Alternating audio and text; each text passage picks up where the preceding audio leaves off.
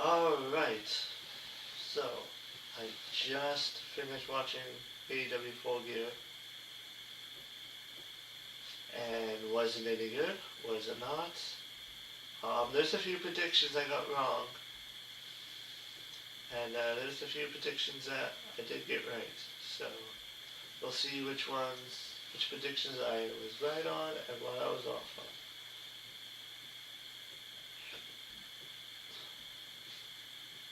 So the first match was the tailgate brawl. It was Bang Bang Gang and Max Caster and Anthony Bowens and Big Bill and Brian Keith and the Outrunners. I said the Outrunners was going to win, but the Bang Bang Gang actually won. They defeated Max Caster, Big Bill, and the Outrunners.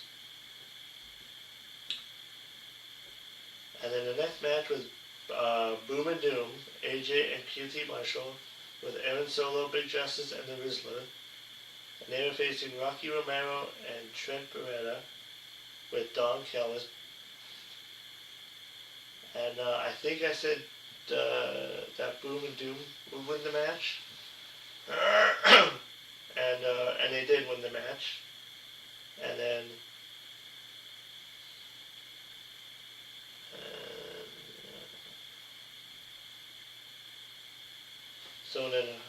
Hook and Eddie Kingston faced Workhorsemen, Anthony Henry and J.D. Drake by pinfall. And Hook and Eddie Kingston won that match. I didn't watch any of these matches because they weren't on the actual show. I think they took place on TNT before the main show, so I don't have TNT. So, and then the fourth match led into the main pay-per-view, just like the last pay-per-view. The CMLL World Trios Championship, El Sky Team Mystico, Mascara Dorado, and Neon, with Alex Hamaransis versus the Don Callis family, Okada, Tatsushika, and Hichisaru.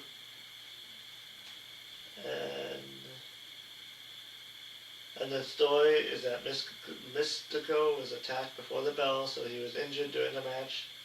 Okada made his entrance at the start of the review, so he was late in the match. Okada also didn't get along with Tatsushika. Mystico went down to the ring with his right arm taped, so he was back in the match. Mystico cleaned house on everybody. Okada saved Tatsushika from an armbar. Then he punched him in the back and threw him out of the ring. Okada drop-kicked Neon. And Tatsushika and Okada argued again. And then the El Sky team won. There was a lot of flips and barely any tags because of those CMLL rules. And yeah. And then the first official match came off on Full Gear, and it was Darby Allin versus Pac. They opened up the show with this match. This was a really good match. As you can tell, there was a lot of flips. Darby Allin had his ribs taped up and right arm taped up to sell the fire burn he took over a week ago. And then Allin was in control early with arm bars and then a drop kick, which led to Pac regrouping on the floor. They did a sequence of near falls again with Allin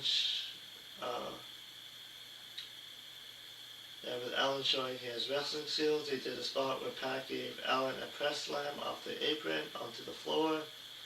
That drew gasps from the crowd because of how crazy it looked when Allin got back in the ring. Pac took bandages off of Allin's right arm and rubbed the burns that Allin had. The fans chanted U6F at Pac, who slingshotted Allin into the ropes. Pac whipped Allin to the turnbuckle, then Allin bumped through the ropes and landed on the floor hard. Pac hit a missile dropkick for two. Allin trapped Pac between the ring apron and the side of the ring, so that Allin hit a suicide dive to send Pac into the barricade. Allin jumped off the top and dropkicked Pac, who was seated in the chair. And then Allen went for a coffin drop off the ropes. Pac caught him and hit a German suplex. Pac ran the ropes, leading to a powerful running lariat for 2. Pac applied the brutalizer submission, so Allen got his foot on the ropes to break it in. Pac hit Allen with 3 running kicks to Allen's head. Allen went after Yuta.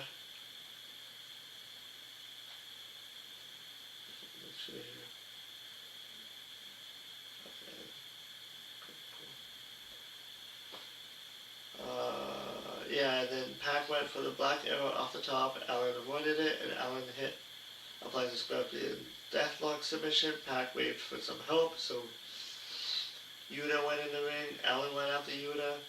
Pac grabbed Allen's bat, and Pac hit Allen with the bat. Pac's hand was covered the end of the bat, so the referee never saw it because he was looking at Yuta. Pac covered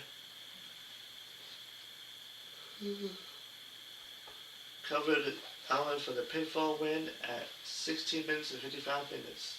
So yes, Pac won the match.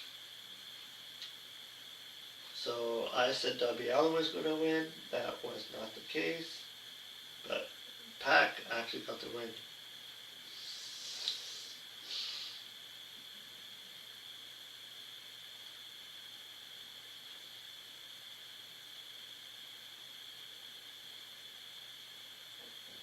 Then the women's four-team tag team match was next. So I thought originally this was for the titles. I thought this was like the Final Four. But no, it wasn't. It was the 4 teams were in the semifinals of the tag team and the tag team tournament, and the winning team chooses the stipulation for their semifinal match in the inaugural AEW Women's Tag Team Championship tournament. And the winner was Timeless Love Bombs, Timeless Toni Storm, and Mina Shakira. Yeah, I was rooting for Harley Cameron and Willow Nightingale. But I also thought this was like the final match for some reason. Yeah, this match was 13 minutes and 15 seconds.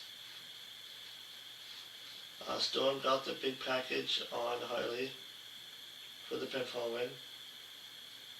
The match was solid and everybody worked hard, but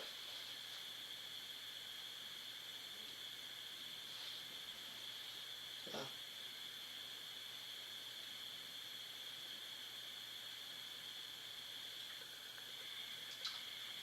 And then the next match was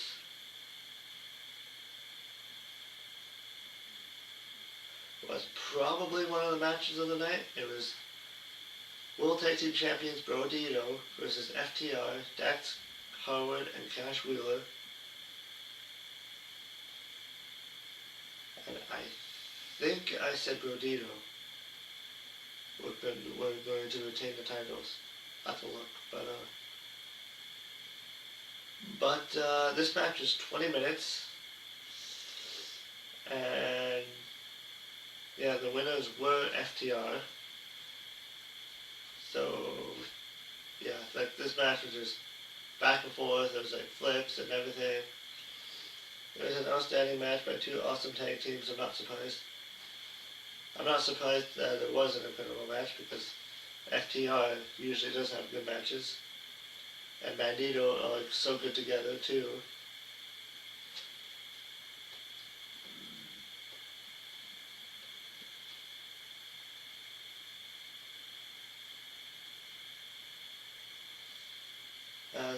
And then with this victory, that means that FTR are now 3-time World Tag Team Champions.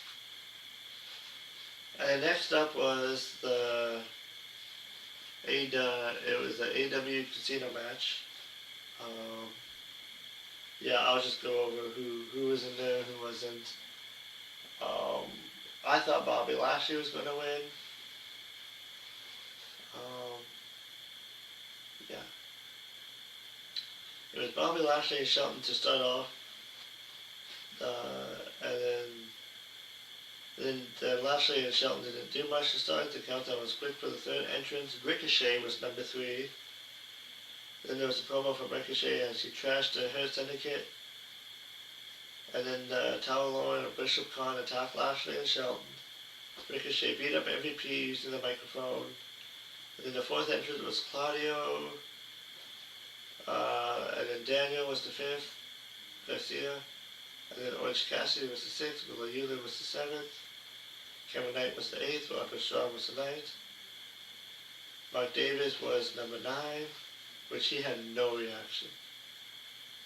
Oh no, he was number 10. He literally got no reaction. And then number 11 was Mike Bailey. Number 12 was Matt Menard, who really gets pay-per-view matches.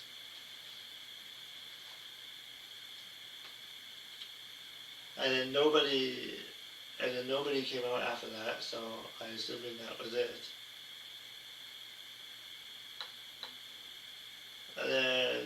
And then near the end of the match, Knight hit a UFO splash on top of Yuta. Ricochet hit the Spirit Gun Lariat on Knight for the pinfall win, so Ricochet is your inaugural AEW National Champion. I was not expecting that, but with AEW you never know who's going to win.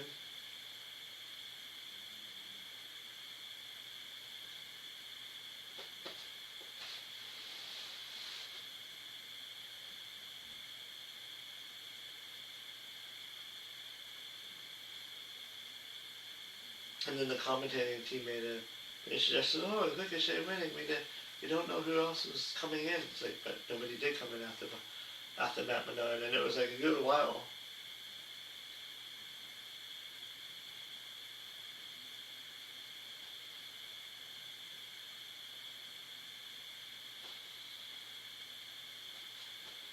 And I don't know, I'm not really a big fan of the AEW National Championship logo.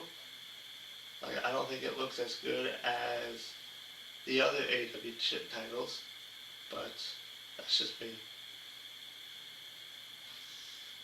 So the next match was a no-holds-barred match. Jon Moxley versus Kyle O'Reilly. And this is everything that you expect it to be.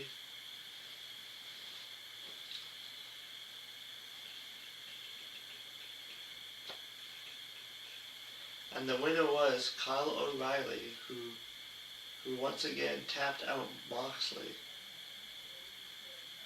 twice. And the story remains that Kyle O'Reilly has Jon Moxley's number, and it was the second time that Moxley tapped out to Kyle in 10 days.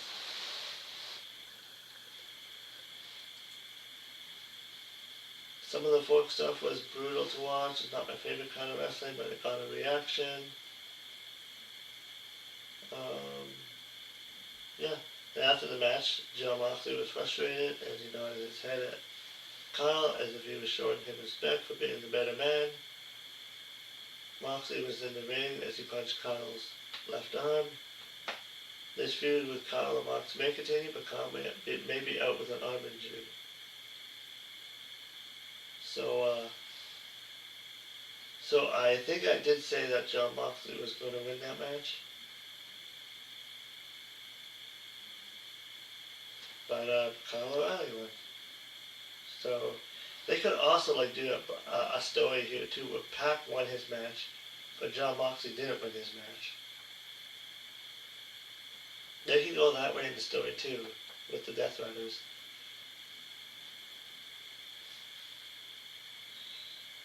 And then this match,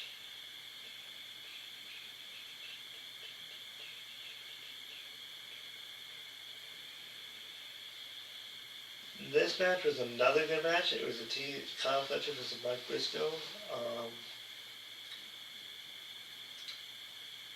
This match match had a lot of extreme spots and a lot of spots. And this match went 25 minutes.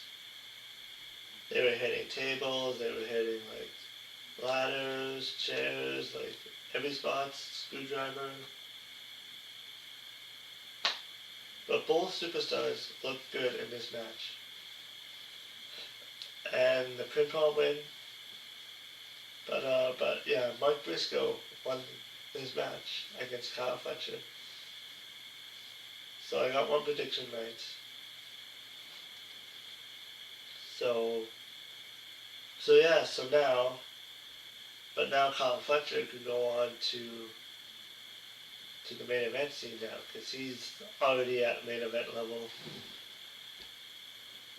Yeah, Mike Briscoe made this match very entertaining, and Kyle Fletcher has proven to us that he's just as crazy as the wild man of AEW. They get both credits. It started early on with chairs being introduced within the first few minutes, and it just kept going on for the entire 25 minutes. Both superstars bled. They used thumbtacks in the match with. I feel like AEW might be overusing the thumbtacks. Like they kind of use it in every pay-per-view match now. So that's just me. But yeah, I was happy for Mike Briscoe because he dedicated this one to Jay, and I was thinking as I was watching the match, like, oh, Jay could have had some good matches in AEW.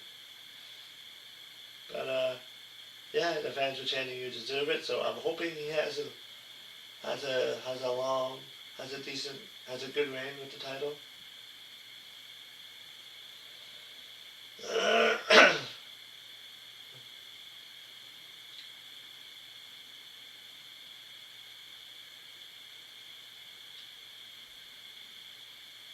And yeah, and then the next match was the $1 million match. The Young Bucks with Josh Alexander versus Jurassic Express.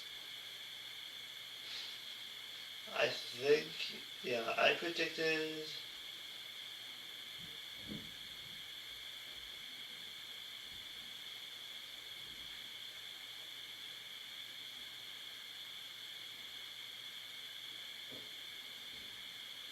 I think I predicted that I forget who I predicted, but I predicted that that there was going to be a turn. I thought Josh. Yeah, I think I predicted that Kenny Omega was going to win. And the Jurassic Express was going to win the match, and that Josh Alexander was going to turn on the Young Bucks, and then forming the Elite. But that did not happen that way. So the Young Bucks did win that match. This match went 19 minutes and 10 minutes. It was a good tag team match. But yeah, the Young Bucks won the match. They got the money, and then as they were leaving towards the rampway, all the rest of the Don Callis family attacked Kenny Omega, and then the Young Bucks dropped the money, went into the ring, and attacked the Don Callis family. And then the Young Bucks and the Jurassic Express came in, and then the Young Bucks gave them a hand, shook their hands, and then Kenny Omega. And then the Young Bucks offered their hands to Kenny Omega. He slapped both of them, slapped their hands away, and then hugged them. So it looks like the Elite are back together.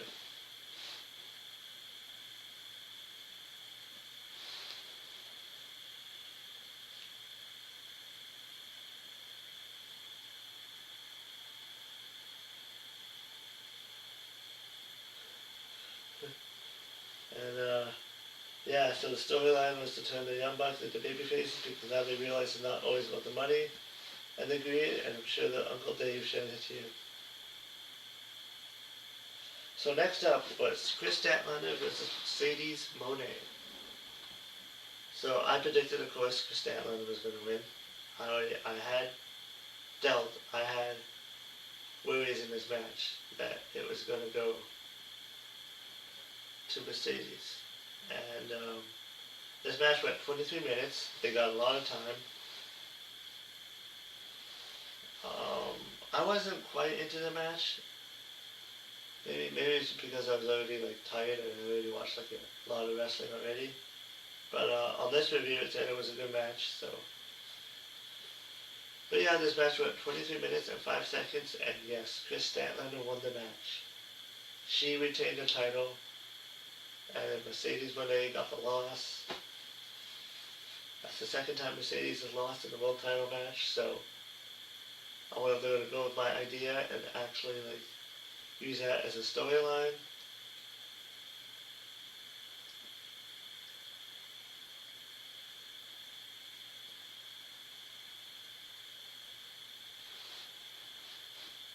And yeah, the fans were really quiet for this match, probably because they had like a long pay-per-view already. And yeah.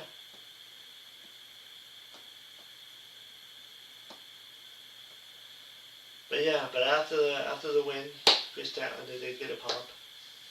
So yeah, so the right person won. Yeah. And then after that there was Don Callis and Don Callis' families Okada, Tateshka, and Hishizawa were interviewed by Lexi Nair.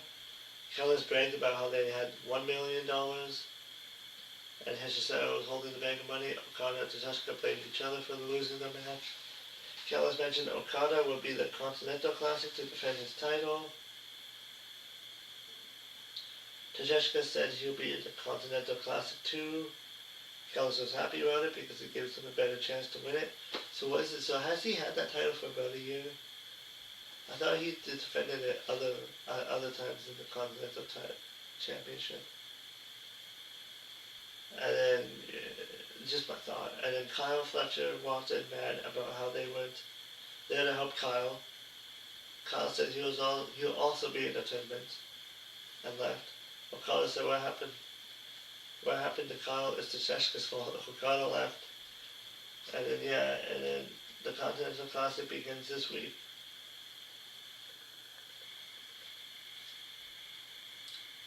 And the next was the main event of Dynamite. Of Full Gear. It was a steel cage match.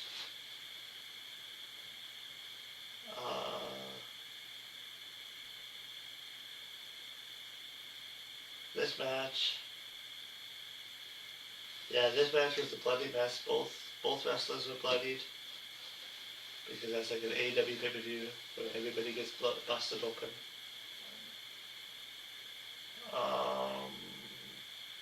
Near the end of the match, this match only went like 15 minutes, so it was pretty short compared to the other ones.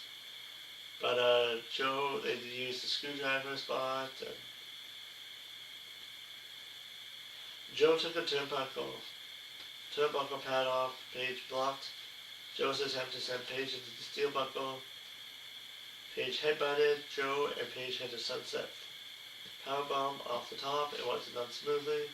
Shibata showed up to support Joe, and Paige kicked the cage to get Shibata out of there. Shibata grabbed the AEW World title, and Shibata climbed to climb the cage, but Eddie Kingston showed up to pull Shibata down. They were fighting to the back. They did a spot in the ring where Jim splashed referee Paul Turner by accident, so Paul was face first in the mat. Paige hit Deadeye and covered, but nobody was in the count. Hobbs showed up and broke the chains that was on the door.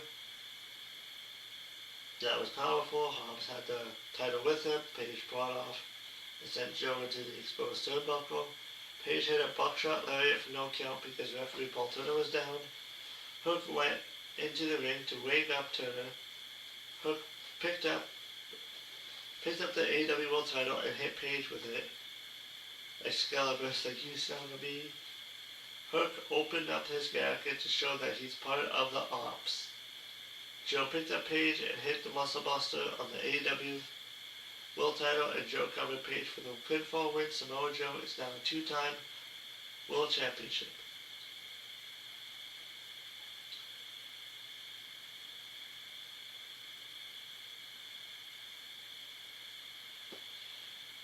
So yeah, so I thought Paige was going to win because I thought Paige was going to have a little bit longer title reign, but there was a lot of interference in this match. I mean, the reason of a steel cage did not have interference, but yeah, there was still interference anyways. But it was still a decent match. I mean, they had a lot of storylines and stories leading to it because the show was not done yet. The lights went out into the arena. When the lights came back on, they showed a house burning. Prince Nana was there with his coffee. It was the return of Swerve Strickland, who is back and having the injury, and the crowd went nuts. Like, Swerve is still over with the crowd. He's a homegrown talent, because he wasn't really, he is a former WWE talent, but yeah, he wasn't a big star in WWE. So Samoa Joe was in the ring with the AEW World title, waiting as Swerve made his way down to the ring. Hangman was there, down into the ring. Joe was in the ring with the Ops. A bunch of guys were Ops JoJo. Joe left Swerve in the ring and pointed at Hangman, who was lying on the mat, due to Swerve's past issues with Paige. Swerve attacked the Ops guys with the punches. Swerve hit a guy with a powerbomb, another guy with a backbreaker, and a boot to the head. Swerve wrenched on the guy's ankle, and he stepped on the dude's left arm. Swerve hit a double flatliner as well. Nana got the crowd fired up with whose house? Swerve's house. Swerve hit his house call on the guy. Paige went back up finally to clothesline. An Ops guy, Paige was standing beside Swerve, looking united while Joe left with the title. Swerve was the guy who ended Joe's first AEW reign, so Swerve made it clear he's going for the title again.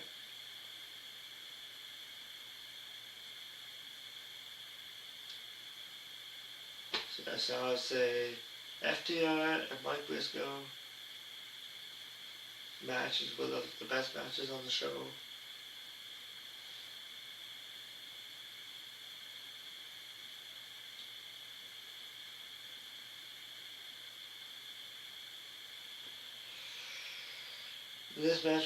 This pay-per-view was 4.5 hours.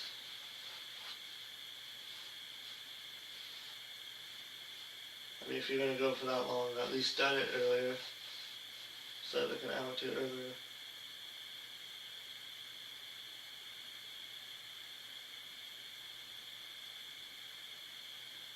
But yeah, so that was the pay-per-view. So I had a few predictions wrong, some were right.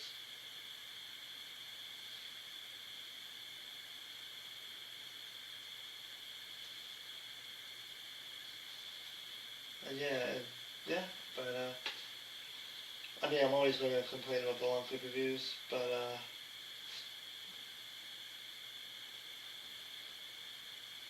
yeah, I mean, considering I had a lot of good matches, I think the right people won.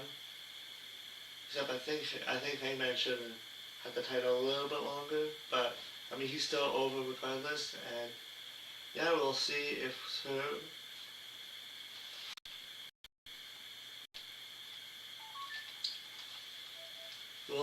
Hangman and Swerve are gonna against the Ops. That'll be kind of interesting, considering they had the biggest feuds. Swerve and Hangman had the biggest feuds, but yeah. So that was the AEW Full here. Let me know what you all think, and yeah, I will see you in the next video.